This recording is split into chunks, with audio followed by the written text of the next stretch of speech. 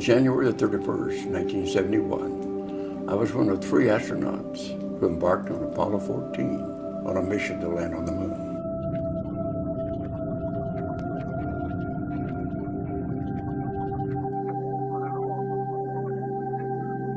I became the 6th person of 12 in history to walk on the lunar surface.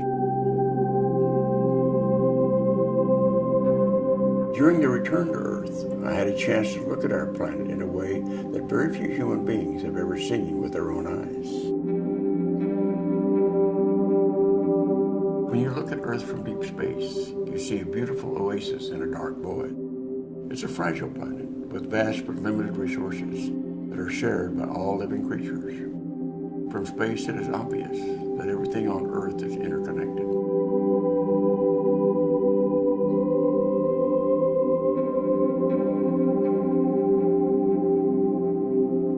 We all breathe the same air, use the same water, and all share the planet's resources. There's no country borders carved on the Earth's surface. Each aspect of the web of life on Earth is connected to all others. Upon my return from the moon, I've become very concerned about the future of our beautiful, fragile blue planet. We face tremendous challenges that must be overcome in order to provide a sustainable future for our children and the children of future generations.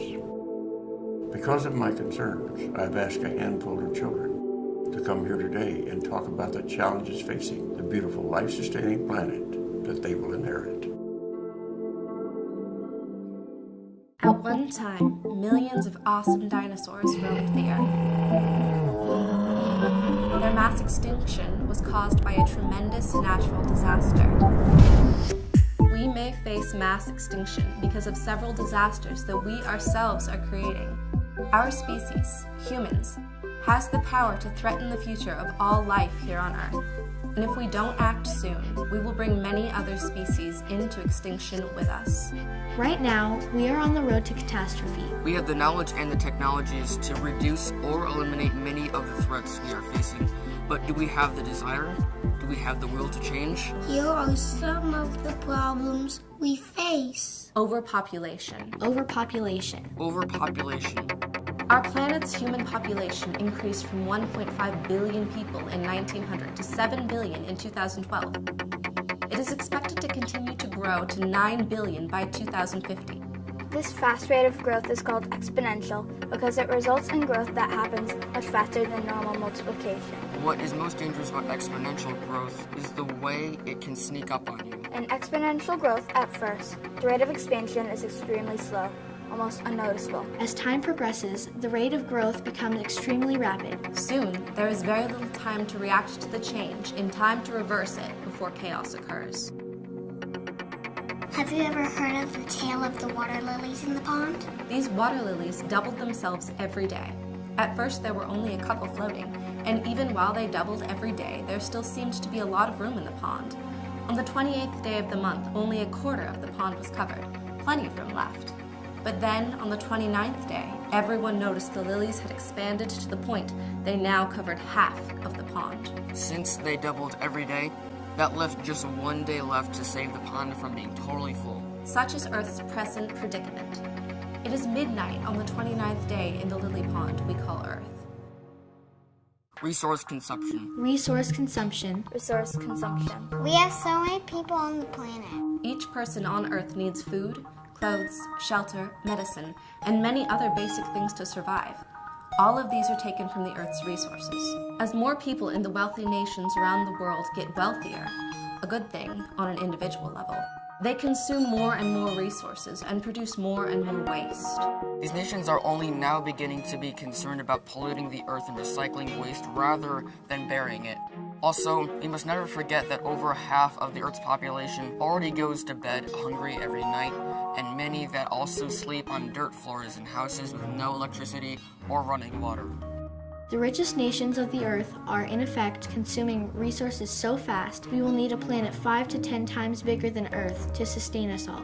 And what of the poorer ones? What are they and their population supposed to do? As more and more people consume more and more, many scholars think that violent wars caused by all kinds of resource shortages, oil, water, food, and lack of a better future, will break out, and that drought and famine or worse may spread across the world.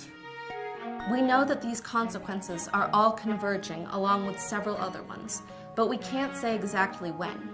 However, many informed scientists agree it will occur within our lifetimes. Some would even say that we may have already passed the moment known as the tipping point, when these crises are bound to happen.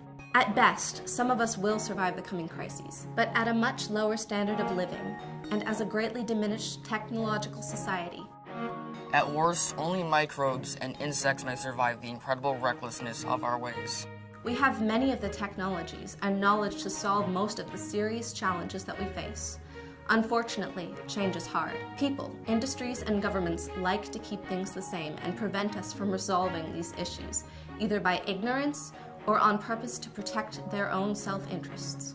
Additionally, many people in the world do not seem to understand severity and full implications of the issues that we are now confronted with. The biggest problem humanity faces right now is not environmental pollution, resource depletion, climate change, or even exponential human population growth and demands it places upon Earth's resources. Instead, it is a crisis in consciousness, not understanding who and what we really are and our relationship to each other and to nature. As Albert Einstein so correctly said, we cannot solve current and future problems with the same kind of thinking that created them. We can only resolve them if we look beyond our own individual needs and personally seek to serve the greater good. Although our problems are extremely serious, they also offer tremendous opportunity for a much brighter future. I'm constantly awed by the tremendous creative abilities that humankind has consistently demonstrated throughout history. It is my belief that we can utilize these creative capabilities to address the challenges we face. If change is going to happen, it will be because all of us take responsibility for the Earth's future. And that can only be achieved by teaching people about the problems and changing consciousness on a massive scale. Failure to bring about such change is not an option. The future of life on Earth, and especially that of human beings, depends on it. I urge you to join me in this cause. As Mahatma Gandhi once so eloquently stated, be the change you wish to see in the world. Any action you choose to take can be multiplied by the millions of individuals who are inspired to follow your example. Get involved and take responsibility. Everyone must do their part. No one can sit this one out. The stakes are far too high. Here are just a few ideas that move us toward a better future. But time is short, and I urge you to take action now. Get educated on the issues. Spread the word and teach others. Think green and switch to a greener life. Demand responsible actions for our political and corporate leaders. Write letters to editorial pages and for local TV and radio stations. Sponsor or get involved with local community meetings. Vote with your feet and with the money you plan to spend. Remember, the planet belongs to us all. Together, let's go out and change the world. I would love for astronauts in the future to be able to look down at our fragile globe and still see a blue marble that is healthy, clean, and teeming with life.